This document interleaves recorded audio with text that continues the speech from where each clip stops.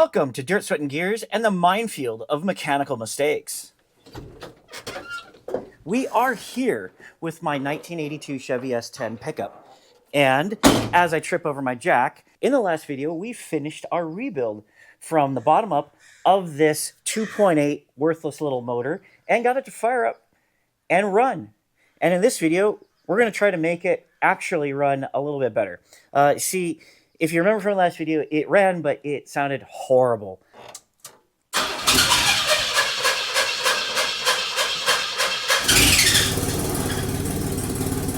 God, that sounds terrible. We had the mother of all exhaust leaks. We've got some shrieking belts, and it's just not anywhere close to being roadworthy. And we're hoping to fix that. On top of the engine concerns, we have major problems with the brakes and the suspension.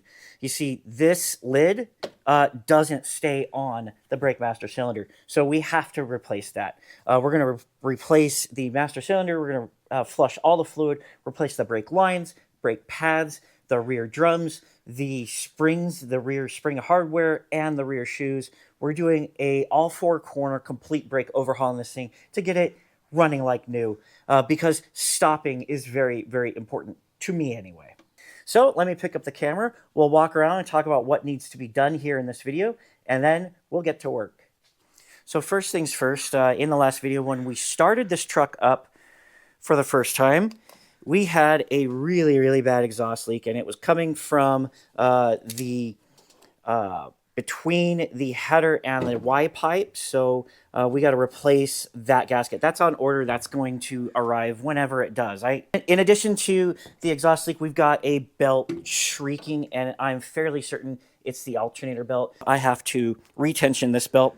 Also got to check the tension on these. You know, they could probably stand to all be retightened because, well, maybe that one's okay, but definitely the power steering and the alternator. In addition to that, we've got the last holdover from our rebuild project, and that I have no idea what this does. No idea. Moving along, we have the brakes. Now, I mentioned the master cylinder already. The brakes do not sound good. This truck has been sitting for at least 5 years, and it wasn't really all that well cared for. It was a beater, and you probably can't hear that on the microphone, but there is a screeching sound. It could be from the brakes. It could be from the bearing. But we're going to replace all of it. We've got the new hardware right here.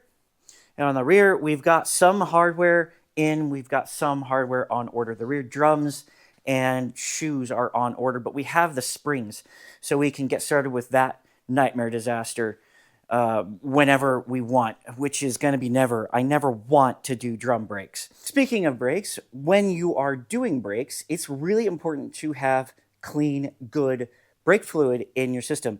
Brake fluid, when it's exposed to atmosphere, has a shelf life. So it is actually really important to test your brake fluid. And in this truck, we know it's been exposed to atmosphere for probably a good 5 years, so we're pretty certain this brake fluid is bad. And even though we know this fluid is bad, we're still going to test it anyway because Kai Wheats reached out to me and asked if I could do a demo of their brake fluid tester.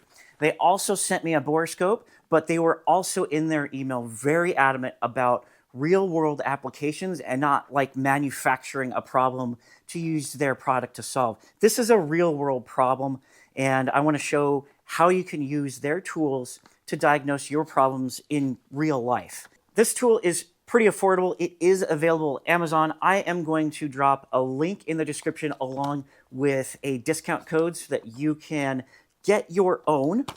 So we're going to test this. We're expecting this to be bad. So we've got some brake fluid over here, and we're just going to dunk it in. 2.2%. What about this one over here? It's even darker. Yeah. All right. We're at 2.2%, which is actually pretty surprising because this cap has been open for so long. I'm actually pretty surprised. But also, maybe I shouldn't be because it was in Lancaster where there's like no water anywhere to be found ever. So with that, let's clean this up, and we're going to test our new fluid to make sure that we're not replacing bad fluid with bad fluid. So this is some of the new fluid that I poured into a filler bottle. We're going to go ahead and put it in this little container here so that we can test it. I'm going to turn this back on. Turn it back. There you go. So hold it for a second to turn it on. So,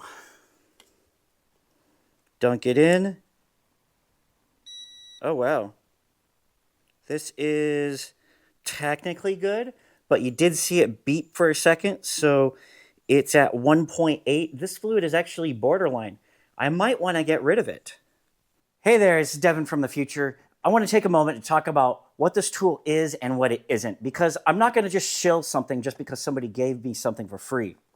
This tool, the way it works, is that it uses an electrical current to measure the resistance in your brake fluid. And it uses that data to infer moisture content. Now, that doesn't necessarily mean that more or less resistance is going to be a perfect measurement of more or less moisture. Now, I live in a very dry climate. I live in Southern California, and that's going to mean that moisture really isn't a problem for me in this in the climate that I live in. Now, if you live in somewhere that's very wet and your car sits outside for a lot, that data is going to be more valuable to you. There's also the strips that measure the copper content, and there's also a refractometer that is supposed to more accurately measure the moisture content in your fluid. But again, like I said, that's not really an issue for me. So really, the most important thing, obviously, is if it's visually contaminated. If it's visually contaminated, your fluid is definitely bad. Now, if you live in a very wet climate, a tool like this might be helpful to give you some more data in order for you to make better decisions. So for me, we're going to keep using the fluid that we have, and we're just going to send it, even though, according to this device, it tested borderline between good and bad, almost at 2%. Now back to the video. So this is a very useful tool that I never had in my garage until just now. So thank you so much to Kaiweets. You can get one for yourself using the link in the description below, and I will drop a discount code. Use that discount code because it really helps out the channel, and it gets more awesome things like this to demo for you guys using real projects. Kaiweets also sent me a borescope that I took out of the package and tried out for just a second. We're going to demo that in a different video coming up. So thank you, Kaiweets, for this awesome brake fluid tester. The timing could not have been more perfect to use this on an actual project that I was actually planning to do anyway. Off camera, I went ahead and took apart the driver's side front brake. And that was mostly because I wanted to get to know the truck and also wanted to make sure that I wasn't forgetting to get any parts. And sure enough, I forgot to get bearings for our new rotors. So I went down to the zone and picked up some AutoZone bearings. So before I put the new brake setup together, I'm going to clean everything up. And if I'm going to clean everything up, I'm going to do both sides, because why not? Let's move on to the other side, and we can do that one together now that I know what the hell I'm doing. I also wanted to bring you over onto the side so that you could fully appreciate just how nasty everything is. You see all of that crap caked on top of the ball joint there? Yeah, that's, I'm gonna have to deal with that eventually. Not today, though. I get to deal with spider webs and sticks and leaves and stuff. So, yeah. Let's drag the oil pan over here so that we can drain the line, and we can very clearly see that this line is cracked. There you are.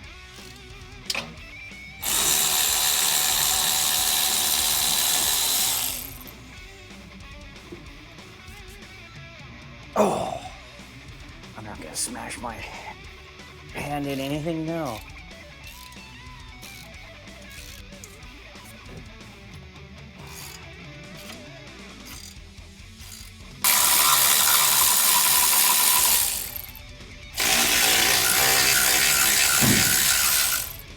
What the fuck was that?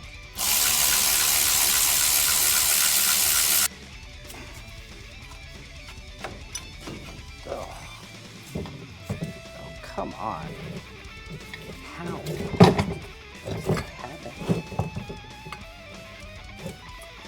Oh, that's disgusting. Oh, there's spider eggs in there. That's disgusting. Now we gotta take the rotor off. In order to do that, we gotta pop this cap off. There's a cotter pin and a nut that is holding the bearing on, and we pull that all out.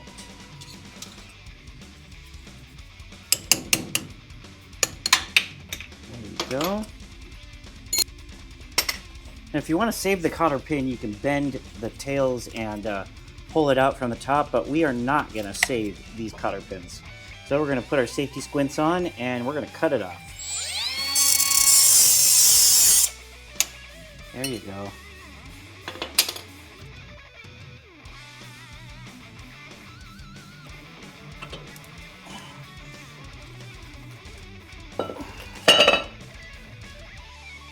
Next, you want to clean the spindle.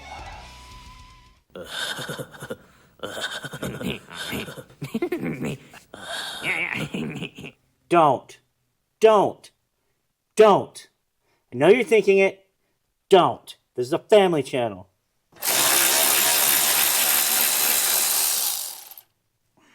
There we are. Oof. Oof. Ugh. There's so much crap on it. So does it come off of this bracket? I don't know. I don't care right now. I don't have to care right now. We'll worry about that when the new brake lines come in. So while I technically have everything I need to keep going pending the brake lines, I want to take the time to clean up these wheel wells because it's rough. And you saw what I did with the engine compartment. It looks really good in there. I want everything I touch to come out much, much less crappy than it was when I started.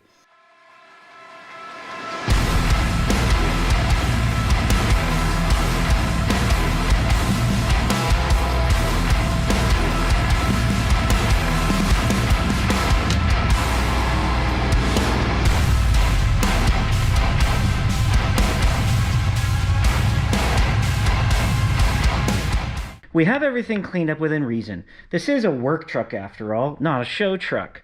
So we're going to turn our attention back to the brake job. Our spindle here is exposed and cleaned up. We do have to sand this down. I've got 1000 grit sandpaper that I'm going to just use to clean this up a little bit. You see where the bearing was wearing into the spindle. That's probably a really good indication that your bearing is no good. So we're going to clean this up, pack the new bearings, and get it all reassembled. Don't.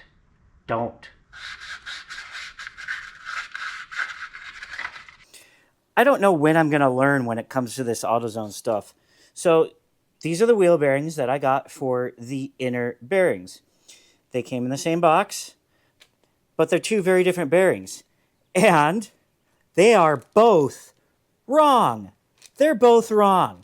So I need to take these back and I need to get the actual bearing that I actually need. Thanks, AutoZone. Get in the zone. AutoZone. Took a little bit of doing to track all the parts down, but we have our inner bearing, we have our inner bearing seal, and we have our outer bearing. We're ready to put this brake rotor together and get it back on the truck. So we need to pack everything with grease. So this is a messy and disgusting process, and we're just going to cut to time-lapse, and you're probably going to watch me put this whole thing back together just in time-lapse. I'm going to have to take the caliper over to my vise and press in the piston here. We're actually going to use a big C-clamp. And thankfully, this rubber seems to be in good shape, so I don't have to replace a caliper.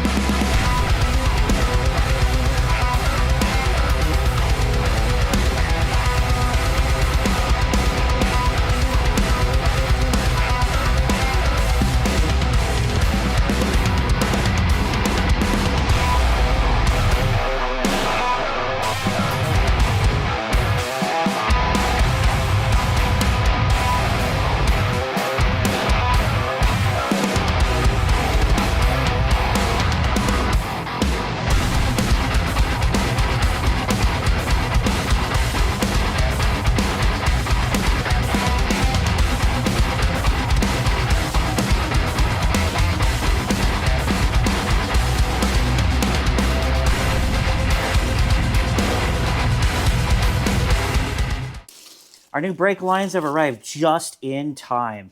So when I pulled the old brake lines off, I took the entire bracket off just to make my life a little bit easier. And now that the new lines are in, it's pretty apparent what I need to do here. So I need to remove this nut from this side of the bracket so that I can pull the old line out. And then we're going to clean up these brackets, get them prepared and looking all good, and more importantly, protected from corrosion. And then we're going to make them up with our new brake lines and get these on the truck. While this paint is drying, rather than watching paint dry, we're going to just get started on the rear. So in the background, I'm going to keep working on this. Okay, let's pop this brake drum off and see what horrors lie beneath. Oh, that's not so bad. We're going to take this apart top down, I guess. We definitely want to do this one at a time because just like the Maverick, I have no idea what I'm doing. And I want to make sure that I have a working template on the other side. I'm so over it. I'm done. I'm done.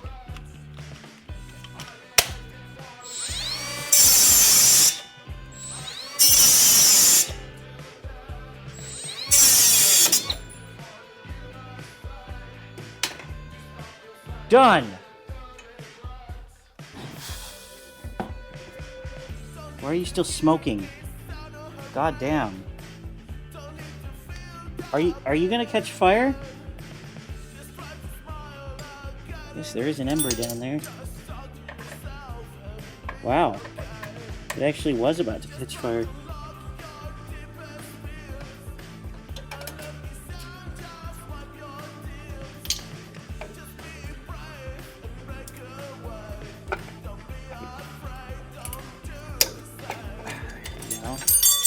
What just happened?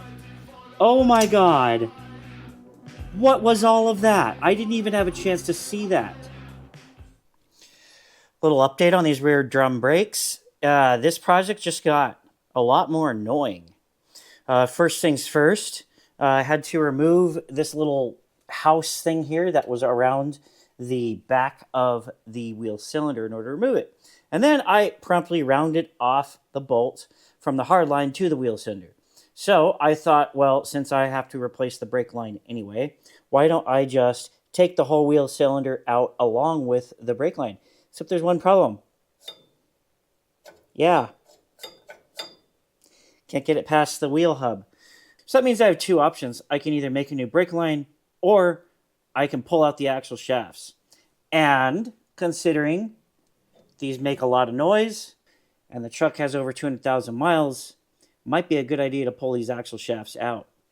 We have also what appears to be signs of leakage. So this is a really good idea to do something that I really don't want to do. So before I get too dirty, I want to show you my progress so far because I was definitely overthinking this. This is a lot easier than I thought it was going to be. I made the mistake of pulling this bracket here. So we're just going to retorque it back down to 60 pound-feet of torque and pretend like that never happened. The first thing we need to do is there's a carrier bolt here. It's a lock bolt. And then we need to take out this pin. I believe it's called a carrier pin. This is a carrier pin lock bolt. Once you take this bolt out, this will drop right out. And then you need to rotate this whole thing around. Put the truck in neutral to here. And then you have the C-clip, which you can see on this side. I've already removed it from that side. You need to push in the axle to expose the C-clip, and the C-clip will just literally drop right out. I used a magnet on a stick to pull on it, and from there, I guess some people, it'll just fall right out. Some people have a little bit more trouble. Like imagine if I have to pull the other side, I might have to rotate it around in order to pull it out. But this is a lot easier than I thought. I thought I was going to have to disassemble more things, obviously. Yeah, we are ready to pull this axle shaft. Yummy, yummy. We are going to be cleaning this up. Bearing feels fine. Yeah, it's just the seal. we're going to replace this seal. There you go. Now to install the seal, we need a specialty tool. And that's why I've got this special installation tool. Now, you can order this directly from me for the low price of $65. Sledgehammer not included.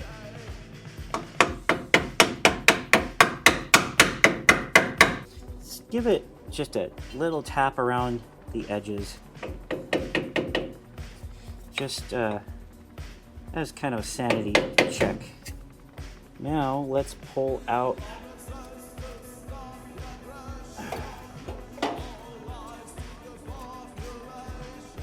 funny thing, when we were trying to take this off from inside the truck, we rounded out the flare nut, but when I got this thing on the vise, it pops right off. So yeah, I don't know what I was doing wrong, but we're here now, so we're just going to clean all this up and get to rebuilding the cylinder. Drum brake cylinders are really easy. It's the drum brake springs that I can't stand. So we take out the rubber, we got the plungers. I don't know what these are called, but you take this out, and then you take the rubber off the other side. And then, as you're taking it apart, you just want to inspect for damage. It doesn't look to be damaged, so we're ready to just press these things out. So next we need to press those out, and we use a very sophisticated tool around here for pressing out the inners of a brake cylinder. This is our sophisticated tool for pressing out the inner. Oh, and just squirted all over my pants. Yummy yum. Bet you saw that coming. Nice, that doesn't look inappropriate at all. Definitely need to change my pants before I leave the house. Alright, so the insides of a brake cylinder are really simple. We have a spring, we got some more rubber bits, and then we got the outer pieces with some rubbers that go over them. When we take these apart, we need to hone them, and there's a small 3-hone drill bit attachment that I use to hone this out. And if you look inside, you can feel with your finger that we've got some buildup on the inside of here that we want to clear out. So this is a wheel cylinder honing tool. You get this at the Zone, whatever local auto parts store you use. And you want to run this in the cylinder with some brake fluid. We don't need to use top shelf good brake fluid here, so it's fine for our purposes. And you just kind of get it in the cylinder. I've done this before on this channel several times. And these cars are still on the road, including the Maverick right behind me. So before you go ahead and reassemble it, just take a look inside. We've got some dark spots. That is indication of corrosion and whatnot. I'm going to go ahead and give this just another go because I didn't run it for very long. So you just want to keep doing this a couple of times so that you know that you're okay. If you've run it for, 30, 40 seconds and you still have some discoloration, not a big deal. As long as you don't feel any high spots.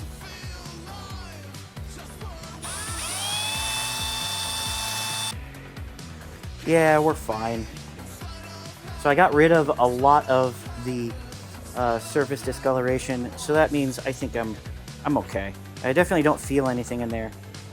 This is a wheel cylinder repair kit. The reason why we're rebuilding them instead of replacing them is a wheel cylinder repair kit is like $2. An entire wheel cylinder is $20. So why would you waste money just to be lazy and avoid doing something that's actually very easy to do? This is like, 5 minutes of work. Getting here was several hours of work, but that was work we needed to do anyway. So to reassemble, if you were paying attention while you were disassembling, is really straightforward. You just kind of do the opposite. You got the spring, put the spring in. You got this rubber, the inner rubbers that go at the end of the spring. And you can try to seat them on the spring. Okay. And then you got the other inner rubber. Just like that. Push it in. Before I reassembled this, I wanted to get a size on this bleeder valve because this is very, very, very difficult to reach. Impossible to reach with a wrench. So you really have to do it the old-fashioned way with a person sitting in the passenger seat pressing on the pedal as you bleed this, which kind of sucks. But this is 8 millimeters. Next, I want to clean up this axle shaft. It's really disgusting. So I brought it over here to the bench, and we're just going to start by cleaning the shaft. Phrasing? Really? So before we reinsert our axle shaft, we got to get a little bit of lube on it. So you just want to get a little bit of lube on the shaft. So I guess I just wasted the last hour playing life on hard mode because I was trying to install this wheel cylinder while installing this ring. And the problem is you have to push on both sides in order to get the ring seated. And it turns out there's a trick to this. I learned that trick from the book. The book says you just basically need to wedge a screwdriver between the wheel hub and the wheel cylinder, and you'll be able to press in the ring from behind. Now that, of course, means I just need to reinstall my axle shaft, which I was planning to do anyway. I would not have known this without the book, but as you can see, this book is, well, a little worse for wear. I didn't buy it. It came with the truck when my Uncle Doug gave it to me, but I'm really lucky that I had this information in front of me in the garage. Now, I don't have a book for all of my cars, and that's where my latest partner, eManual Online, comes in. We're going to pause the video right here to talk about eManual Online. eManual Online is a service that gets you access to the factory service manual for almost any car. And if they don't have it on hand, they can get it for you. I've already had the 88 to 91 Honda Prelude service manual in electronic form for decades now. And I can tell you from first-hand experience that this is an absolutely invaluable resource for maintaining the cars that you cherish most.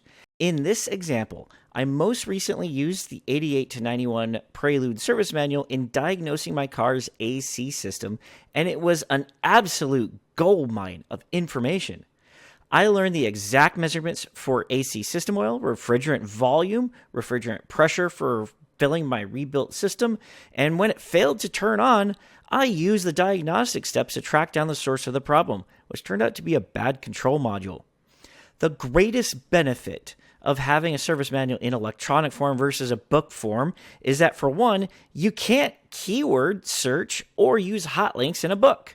With eManual Online's electronic service manuals, you can click a link in the index and jump directly to the section you're looking for. You can also search for keywords in most cases. You can't do that with a book. The second greatest benefit is that books degrade. And I don't know if you've seen the Haynes manual that came with my 82 Chevy S-10, but it's warped, the binding is coming apart, and the pages are filthy from flipping through them with dirty hands. With eManual Online, you can print only the pages you need, get them as gross as you like, and just toss them in recycling, or use them to clean up oil stains. I don't judge. Click the link in the description below and get a service manual for your car from eManual Online. So now that we know that we need to install this next, let's slip it in. There you are. Beautiful. Okay, now I'm going to go underneath the truck, put in the C-clamp, put in the C-clamp, put in the C-clip, get the diff back together. I'm not going to put the cover on yet because I'm still painting and cleaning things up. This is how I did it. So the book said use a screwdriver, and, well, really it's just use anything that fits and holds it in, which, as you can see, I have tried many different ways of holding that stupid thing in. And Chevy has been successful in saving half a penny in using a clip instead of a bolt for their wheel cylinders, because I guess at Chevy they decided, let's make brake drums as miserable as possible. The disc brake was invented by Frederick Lanchester in 1902. Let's go take a look at one really quick. You see here, we have a rotor that spins with the wheel, and then we have a caliper that clamps down pads to slow down that rotor. Really, really very simple design. Let's go take a look at a drum brake. You see these 30 different parts here that all have to be floating together in unison? Yeah, there's no reason for this to exist. None! I don't know what the fuck we were thinking by putting drum brakes on any car after 1902. This makes no sense. Moving along from that, we also have our rear diff. So last night, I went out to the zone and picked up a diff cover gasket and made the mistake of putting RTV on it and just slapping it right on, forgetting the fact that I needed to replace the wheel seal. And then over here we have this one. This one went a lot faster, but it was no less aggravating because the cylinder didn't want to stay in the way it wanted to on the other side, so I had to improvise other methods. But this one generally did go faster because I had already done it once. And I guess as you do it, you get faster at it. And as you can see, this is still just, it's all fucked. So we got to bang on this a little bit with the rubber mallet, and then we'll put the drums on. I hate drum brakes. I never want to do this again. The next thing I want to do is to replace the exhaust manifold gaskets. See, I've already pulled this one off. I have the new gasket in place here on the baby header. After I got that on, I started to massage the lip of this thing, and that is really just to get this hammer in here and to tap this dent out so that hopefully I'll get a much better seal than I had before. Hopefully we'll seal up these leaks. I also did not throw away the exhaust manifold gaskets that came with this. So we've got these little cutouts on the bottom here, and that is so that you can put the header in with only these bottom bolts attached, and then slip it in over the bolts, and then finish bolting it up. So let's give that a try so you can see what that all means, because that probably sounded like a bunch of nonsense. Okay, so we have upper and lower bolts, and we're just going to thread in the lower bolts. An hour later, I have those lower bolts in, and I was able to remove the upper bolts. Now, let's spend the next hour and a half trying to get this gasket on. How many times can I swear for one simple thing? Actually, you know what? I'm not going to say it. I'm not going to say it, but I'm definitely thinking it, and you are too. That wasn't so bad. There, I've said it, and now it's gonna be a disaster from here on out. And the exhaust manifold is on now. Next up, I have to bolt the manifold to the Y pipe. And I'm gonna have to set the camera down again to do this, because I'm just doing it on my own. What I really need is Tyler Hoover to come over, watch me work on my car, and crack jokes the whole time. That'd be awesome. Passenger side is done. Now I need to move on to the driver's side, which, as we saw before, is gonna be what's the word people use? A challenge. It's a challenge. Yeah, no, it's a pain in the ass. That's what I call it, because that's what it is. It's a pain in the ass. I got the driver's side exhaust manifold gasketed. Is that a word? It is now. I got it gasketed. This one fought me a little bit more because of the steering shaft, and everything was just a little bit more tricky to get to. And this bolt here for this plate that backs the power steering pump, well, let's just say it wasn't my proudest moment, because I stripped the absolute hell out of the bolt hole. So, yeah. Whatever, though, that shouldn't be too hard to tap if it becomes a problem. But for now, it doesn't seem like it is a problem. So now that it's all back together, let's hook the battery back up and start it up and discover our next problem. Fire in the hole.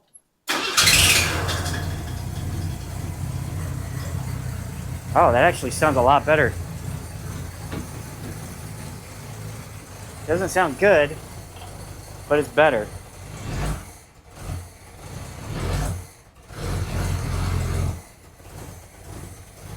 There's a whole lot to do here, and there's a whole lot of progress, though. That that was actually really cool. It sounds a whole lot better than it did before. So we also have some exhaust leaks. I can hear it down by the catalytic converter. We're not going to worry about that yet. So I've adjusted the timing by ear, and well, let's give it another start because there's some things to talk about.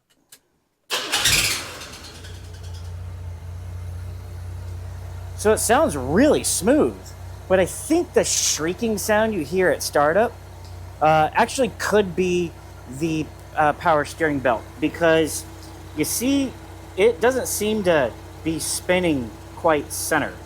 It's a little wavy, and I felt that as I was putting the belt back on. So we may need to replace or rebuild that power steering pump.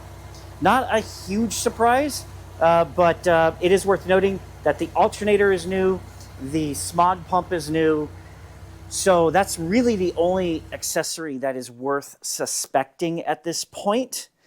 The past couple of days have been a little bit slow because I have been doing my day job. In that time, I have managed to refill the differential with brand new diff oil, and I've taken apart the dashboard. And, well, probably asking, why are you taking apart the dashboard? You haven't even taken the thing out on the road yet. Well, mainly that's because I really want to have a working temp gauge, and I really want to have a working fuel pressure gauge. Over here on the dash piece, you see that, well, there's some damage on the fake bolts, and that's because I did not know that they were fake. No! Yeah, that's all on me. That's my fault. I didn't realize it until I stuck a drill bit through them and said, hey, I am drilling into plastic. And we also have new tires for the truck. They have arrived, but they have not been mounted on the rims. That's all outside. I got to figure out how to get that down to the tire shop since my wife has the car that is capable of towing a trailer. Well, this is capable of towing a trailer, but yeah.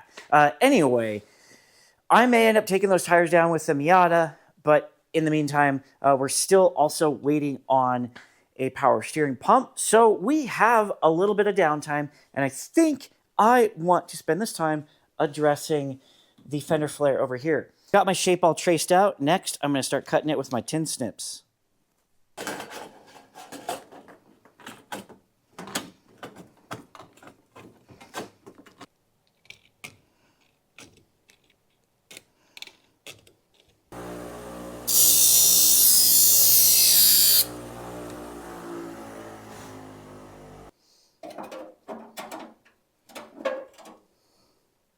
I think that's pretty good.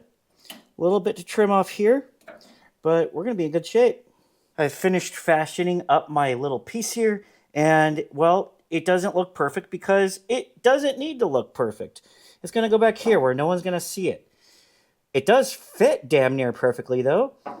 So we're going to use these factory holes here to throw our self-tapping screws through it, and then on the other side, we're going to put more self-tapping screws through the plastic. And we're done. Does this look perfect? Hell no. But does it look good enough? Absolutely. And this is going to be an honest work truck, so I'm really not concerned about having every single detail perfect because we are going to preserve this patina. We're going to preserve the way it looks, all beat up, including the bed, I think. I still haven't decided if I want to bed line it, but we're definitely going to keep this looking like an honest work truck, and I can't be happier. We also got tires. I picked these up from the tire shop today. It was a nice quick turnaround. Thanks, Rudy's Tires. And I decided to match up what we had on our spare tire over here. These are 215 70R14. They're nice and fat, and I think it gives the truck the more rugged look that I want out of it. So I want to put these on, and even though we have to do the bleed the drum brake still, I just want to see it. I want to see how good it's going to look.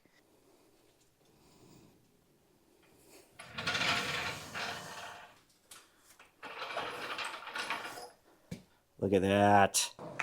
This looks so good. This is everything I wanted this truck to be. Really nice stance. It's not lifted. It's not slammed.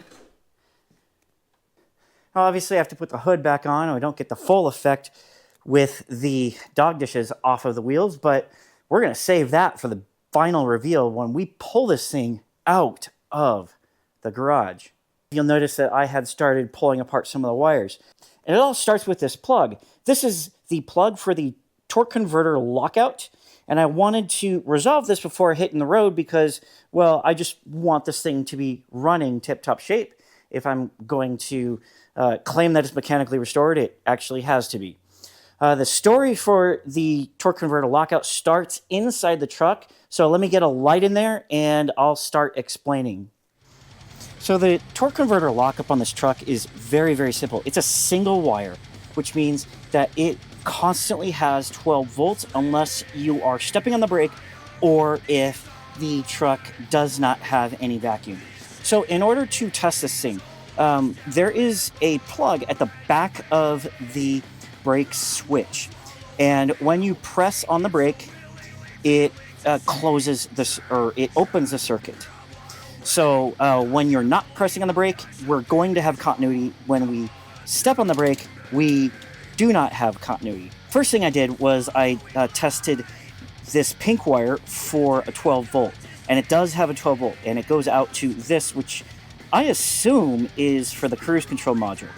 Stick a pin in that because we are going to circle back to that later on. So we've confirmed that the the pink connector has 12 volt, and now we're going to confirm with our multimeter that that the switch does in fact work.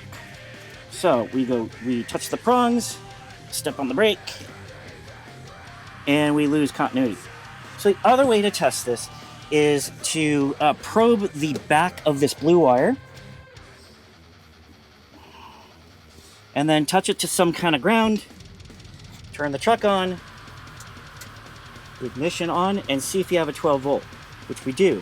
Then we're going to step on the brake and we're going to have no volt. That is the behavior we want from this brake switch.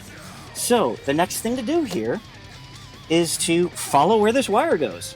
So we have the pink 12 volt going to a green wire here, but we also have another wire that runs up into the engine compartment. So let me pick up the camera and we'll go over there and check this out together. So this wire runs all the way out to here, and this is what connects to the vacuum deceleration valve, and it will engage or disengage a diaphragm in here that will contact this 12 volt signal. So I'm going to set the camera down real quick, and we're going to test that this in fact is the wire and that it gets the signal we want. All right, so we took this plug out and we want to find out which one has the hot signal. It is this one, which is the blue wire, which means the green wire has nothing. So now we want to test that our vacuum switch actually works. So back at our little diaphragm, if we follow this vacuum line, it leads up to here on the vacuum tree. We're going to go ahead and pop that off, hook that up to our hand pump. So to test the switch, we want to go back to our continuity check on our multimeter, and we're going to just touch both terminals of this thing. With no vacuum, we have an open circuit. So we're going to pump up this little hand pump here, and you couldn't hear it, but right at around 15, we could hear the thing click. So now, if I can hold the camera and hold the prongs, we have connectivity. We are live. This is a connected circuit. And if I release the vacuum, set the camera down for a second, release vacuum, boom, we're back to an open circuit. So this works. So we've reconnected this plug and we are probing the green wire. So we're going to go back over to our vacuum pump. We see that we have no voltage. We're back on battery check voltage. So when we pump this up to 15 bar, we should have voltage, and we in fact do. This is really good news. So that means this works. we want to make sure that this works in tandem with the brake, because if we step on the brake, this should go back down to no voltage. And so it's showing 11 volts because, well, the battery hasn't been charging in a while. So I'm going to step on the brake, and we go back to no voltage, release the brake, and we have 12 volts. This is all, so far, working the way it's supposed to. I believe the next step for this is to go out to the torque converter lockup. However, when I follow these wires, which is why it's all pulled out of the main harnesses, it looks like it goes back into the dashboard. It definitely doesn't go underneath the truck, which is where I thought it would go. So I started to poke around underneath the dashboard, and that led me back to our little plug here. Remember how I said stick a pin in this? We're going to come back to it later. Well, let's come back to it now. What we have here is a constant 12 volt on this pink wire. I know that because it is literally the same as our constant 12 volt on this other plug. So this is a constant 12 volt on the pink, and green. Well, let's just out of curiosity, let's run our test again on this green wire. Well, I may have accidentally broken my multimeter while I was moving things around, but we're going to use a test light right now because that's all we really need for this exercise. So we know this pink wire has constant power because it is connected directly to the constant power on the other side of the brake switch. So we're going to just probe it with our test light, and sure enough, we get a light. So now let's test this green wire. The green wire is also flashing when we connect to it, and that's because we are not stepping on the brake, and we have vacuum, which engages our switch underneath the hood. So now I'm going to step on the brake and watch what happens. As I step on the brake, light goes off, which means this is the behavior we need for a torque converter lockup. Now, this switch itself may actually be for a cruise control module, but this truck doesn't come with cruise control. So that means there's nothing really stopping me from just clipping this wire off, running it down to the torque converter lockup, and then just using this pink wire for some other purpose later on. Because this wire was literally just tied up, hanging around underneath the dash with a live 12 volt hanging right out of it. Kind of sketchy, right? That's like way sketchy. We're going to focus our attention back underneath the hood. We got a few things left to do here before we can hit the road with this truck. We technically don't need the torque converter lockup in order to drive it, but we do need power steering, and we do need the brakes to work, and we do need an air cleaner hooked up. So we're going to come back down here. I'm going to start by tucking these wires back in, zip tying it all back up, making it look pretty. We have the new power steering pump on. I've also begun to finalize the air cleaner up here. I still need to figure this out. This kind of sucks, but whatever. That's not terribly urgent. It's not going to affect the way the truck runs, but it definitely needs to be on there before we hit the road. I got this thing hooked up back here with a horseshoe clip. In addition to that, we still need to set the timing, but I've gone around and I've retensioned all the belts, so hopefully we solved the screeching. So let's hook up the battery and start this truck up. Yes.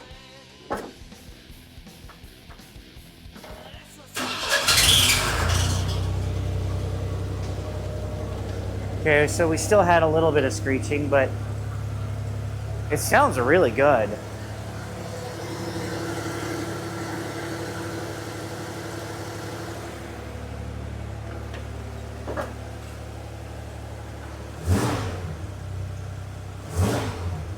It sounds really good. Great throttle response. We might be advanced a little too far.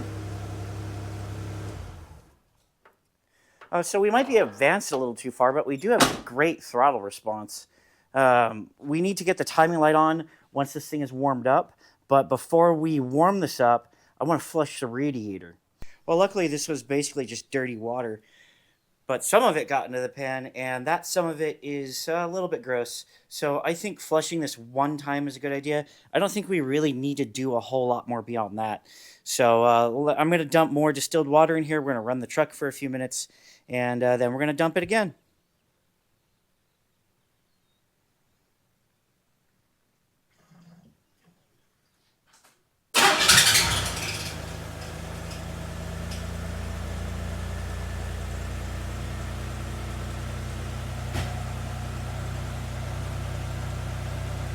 Okay, in terms of coolant, I think we're okay. We obviously still do need to run this truck for a lot longer. We got the great cook-off of the century happening here on the exhaust headers and the downpipe. But we're not worried about that yet. I really would like to get an oil pressure gauge back on this truck before I and a temp gauge before I run this long enough to set the timing. So we're going to move forward with the coolant. I also have to install the thermostat, and I would like to remove this little electrical connector that's not being used anymore. It's been a few days, and as you can see, some things have happened.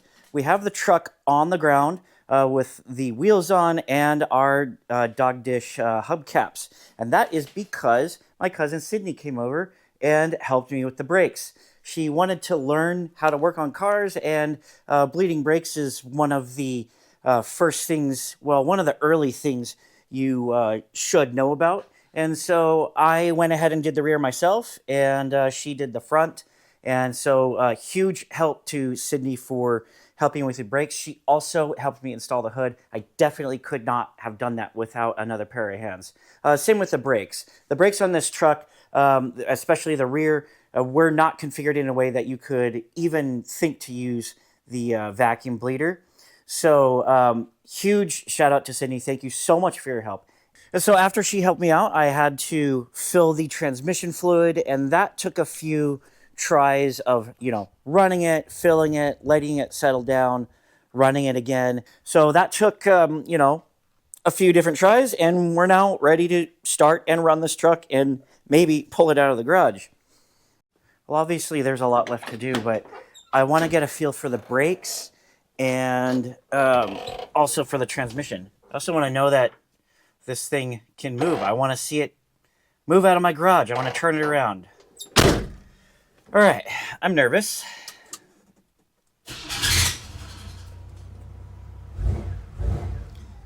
It sounds good.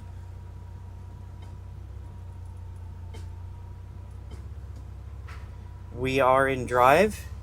We're moving forward. The clutch feels good. The brakes are still a little spongy. They could use another round of bleeding, which is normal when you overhaul a system like this. Ooh. Did I run over something? There we go.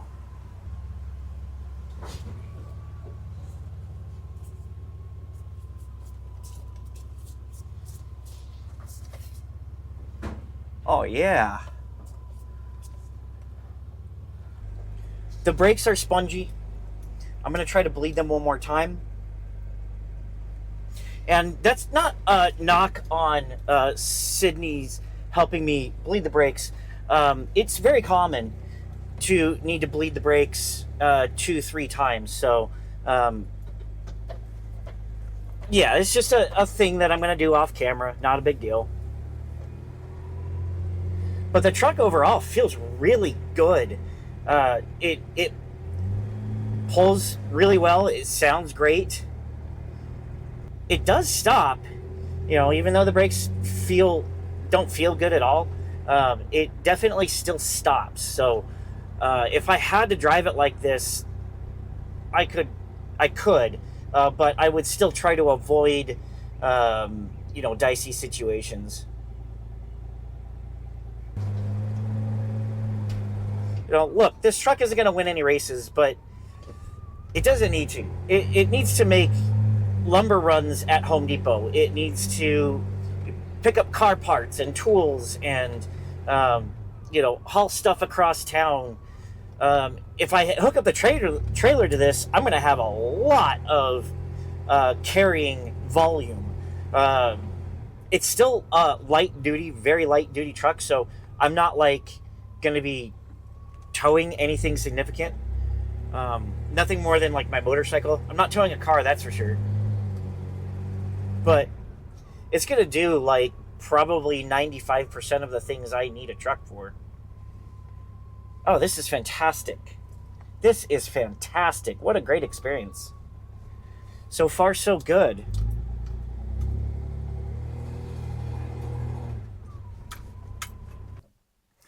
Well, I don't know about you, but I call that a win. I am just so excited to finally have a truck after all these years. And as of recording this, it has been exactly 1 year since my Uncle Doug passed away, the man that gave me this truck.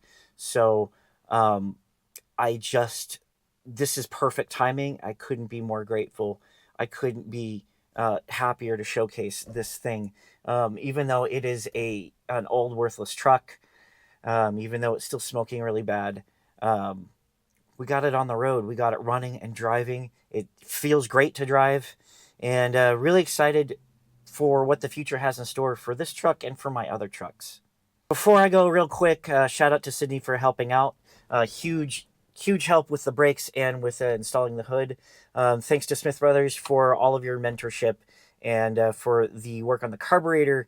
Thanks to Kaiweet's Tools. Thanks to that's for both the borescope and the fluid tester, brake fluid tester. And thank you to Emmanuel Online for our latest partnership.